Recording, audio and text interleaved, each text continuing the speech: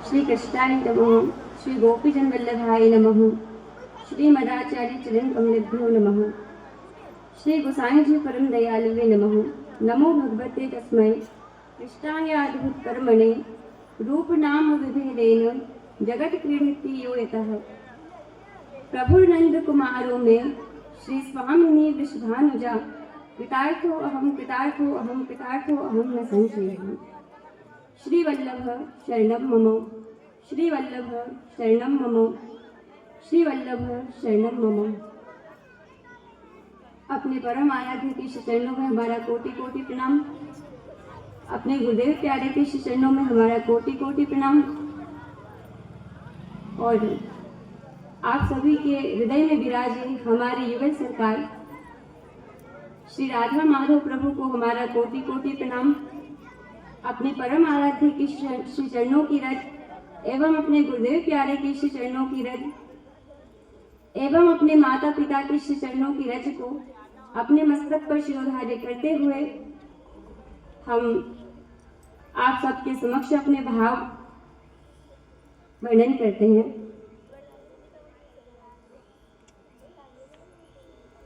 आज जो नारी के सम्मान में विद्यालय परिवार के द्वारा नारी को अपनी ही सुधि दिलाने के लिए ये प्रोग्राम रखा गया है कि नारी है क्या।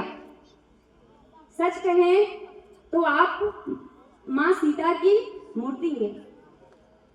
सच कहें तो आप माँ लक्ष्मी की मूर्ति है। स्त्री, नारी को कहा गया है स्त्री। जिसमें ये तीन देवियां समाहित हो उसको स्त्री कहते हैं। कौन? जिसमें तीन देवियां समाहित हो उसको स्त्री कहते हैं। माँ लक्ष्मी, तो जब कोई भी कन्या का ब्याह होता है तो उस कन्या को उसके पति के घर जब हम भेजते हैं तब वो क्या कही जाती है? गृह लक्ष्मी। क्या कही जाती है? गृह लक्ष्मी। जब वो पिता के घर होती है, जब किसी पिता के यहाँ बेटी का जन्म होता है तब उसको क्या कहा जाता है? ब्रह्मचारिणी मानो हो माँ दुर्गा का स्वरूप है। जब तक बेटी का ब्याह नहीं होता, ब्रह्मचारिणी होती है, तब तक वो माँ दुर्गा का स्वरूप होती है। इसीलिए घर घर में बेटियों को पूजन करते हैं और घर घर में उनका भोजन करवाया जाता है। तीसरा है माँ सीता के रूप में। माँ सीता जो है वो मर्यादा, प्रेम और त्याग की मूर्ति है। सच कहे तो हर नारी जो है अपने आप में बहुत विशेष है, बहुत सम्माननीय है, लेकिन वो अपने स्वरूप को भूल गई है। वो अपने स्वरूप को भूल गई है। आपने कभी माँ सरस्वती को, आपने कभी माँ लक्ष्मी को और माँ दुर्गा को गाली देते हुए देखा है? बताओ, हमें गाली देते हुए देखा है? नहीं देखा ना, फिर हम क्यों देते हैं? हर माँ ये चाहती है मेरा बेटा जो है सम्मान को प्राप्त करे। हर पिता ये चाहते हैं कि मेरा बेटा सम्मान को प्राप्त करे, यशस्वी हो, तेजस्वी हो, सम्मान प्राप्त करे। लेकिन वो कब प्राप्त करेगा?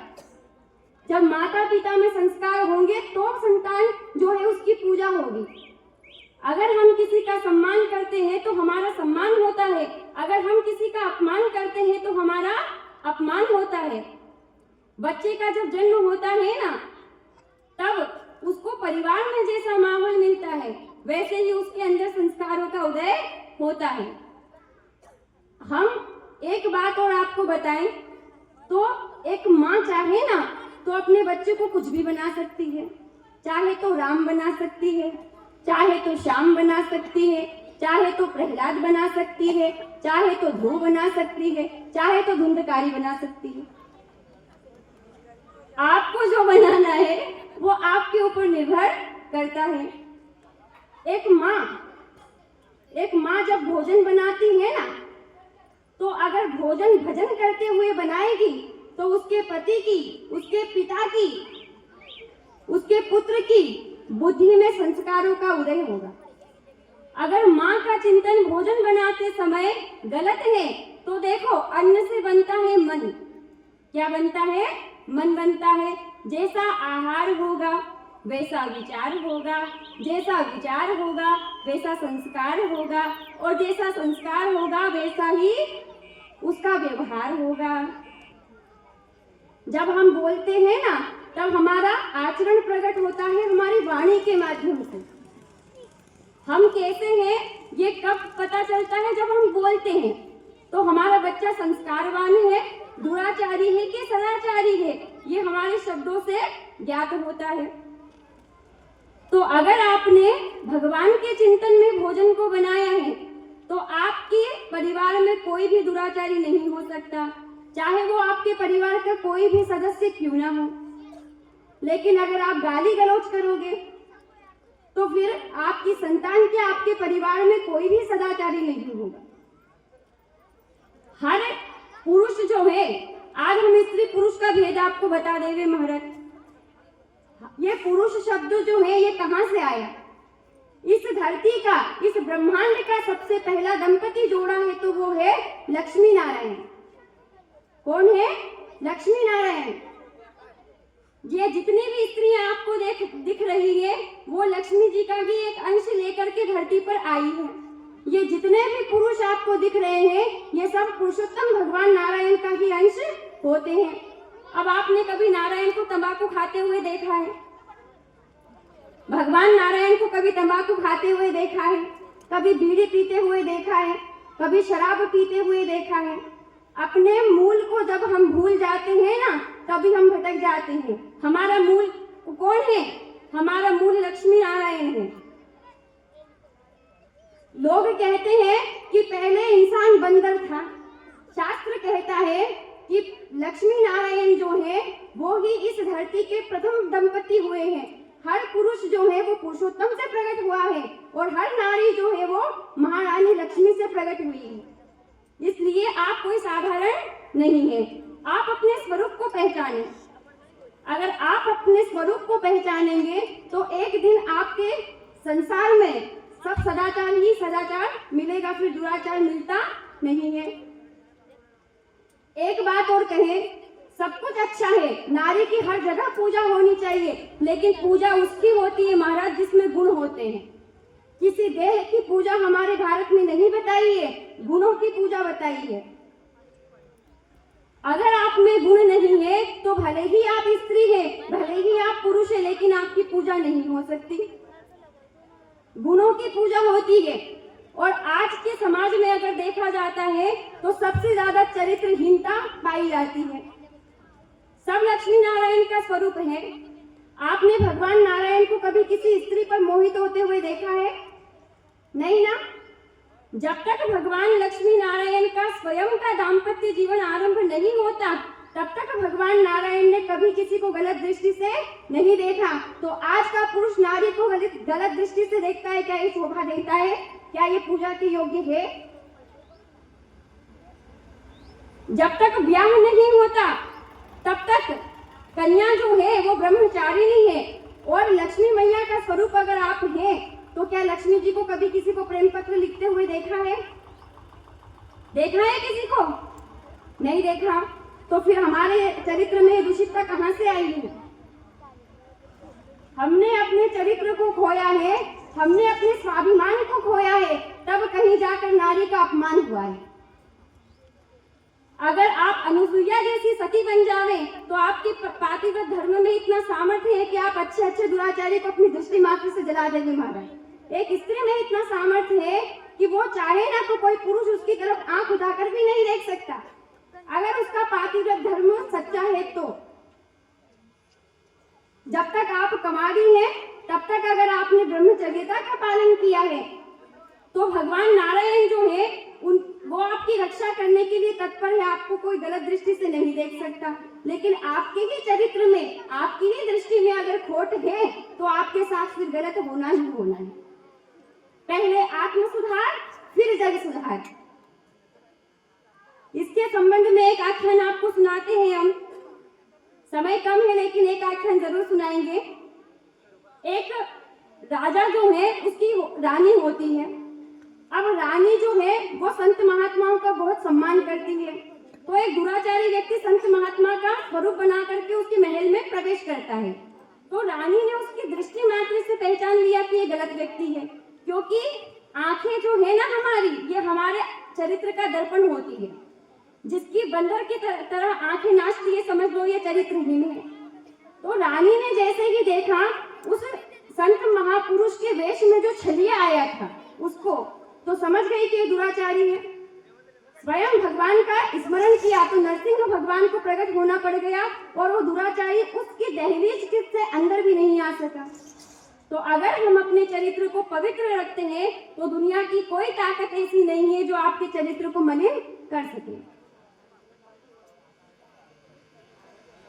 रही बात विद्यालय की, तो जिस विद्यालय से आज हम ये बोल रहे हैं उसी विद्यालय से हम विद्या अर्जन करके आए हैं। विद्यालय की प्रशंसा में हम और क्या कहें, आपके सामने हम स्वयं खड़े हैं कि विद्यालय इतना सुंदर है। हमारे जो अंकल जी हैं श्री राजेश जी शर्मा, वो हमारे काका जी हैं। तो कभी बचपन में खिलाया भी होगा, गोद में उठाया भी होगा, हमें प्यार से पुचकारा भी होगा। उन्होंने ही इस विद्यालय में हमें पढ़ाया भी है। तो आज विद्यालय का सामर्थ्य कितना है, विद्यालय में कैसे संस्कार दिए गए थे कि उठते ही बराबर अपनी हथेलियों के दर्शन करो, इसमें ही सब कुछ है। कराग्रे वस्त्रे लक्ष्मी, कर मध्य सरस्वती, कर मूले गोविंद, प्रभाते कर दर्शनम। तीनों देवता ही तुम्हारे हथेलियों में है। धरती पर पैर रखने से पहले धरती माता से क्षमा मांगो, प्रणाम करो कि हे धरती माता, मैं इस योग्य नहीं हूँ कि आपका स्पर्श करूं, लेकिन आप पर चरण रखना मेरी मजबूरी है। आप पर जो चरण रखना हूं इसके लिए मुझे क्षमा करो। न जाने कितने कितने काम हम धरती पर करते हैं। तो यहाँ प्रकृति का सम्मान करना सिखाया गया है। आपका बच्चा जो है वो विद्यालय से बहुत कुछ सीखता है, लेकिन उसकी प्रैक्टिकल अनुभव आपके घर में होता है। जिसके माता पिता दिन रात गाली बकते हो, विद्यालय से आचार्य जी कितना भी कह दे कि गाली नहीं बकना चाहिए, फिर भी क्या रुक सकता है? क्या रुक सकता है? नहीं रुक सकता, क्योंकि बच्चे को दिन रात तो गालियां सुनने को मिलती। बेचारे बच्चे की भी क्या गलती महाराज। जिसके पिताजी स्वयं तंबाकू मसल रहे हो, उसके सामने शराब की बोतल अड़ा रहे हो, फिर ये विचार करे कि हमारा बच्चा संस्कारी हो जाए। हो सकता है? नहीं हो सकता। पहले माता पिता सुधरे, उसके बाद संतान अपने आप सुधर जाएगी। आचार्य चरण तो हमें सिखा देंगे कि ये नहीं करना, वो नहीं करना, लेकिन क्या हमने अपनी ड्यूटी निभाई है? क्या हम माता पिता बनने का फर्ज अदा कर पाए हैं? नहीं कर पाए। अगर माता पिता हम अच्छे माता पिता बन जाए ना, तो टीचर को इतनी मेहनत ही ना करनी पड़े।